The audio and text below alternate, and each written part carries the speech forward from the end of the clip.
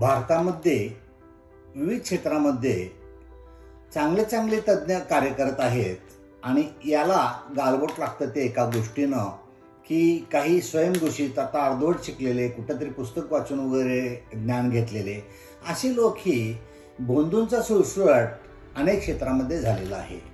आणि त्यामुळं चांगली चांगली क्षेत्र विनाकारण बदनाम होतात किंवा भारतीय समाजाला त्याचा फायदा होण्याऐवजी अशा लोकांच्याकडून तोटाच होतो.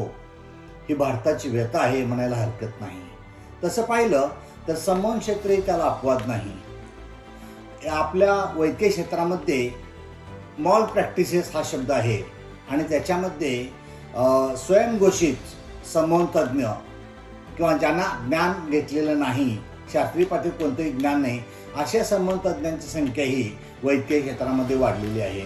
त्याचे दुष्परिणाम आपल्या वैद्यकीय क्षेत्रामध्ये कार्य करणाऱ्या लोकांनाही भोगावे लागतात आणि पेशंटनाही भोगावे लागतात असे माझे निदर्शनास आलेले आहे. धन्यवाद.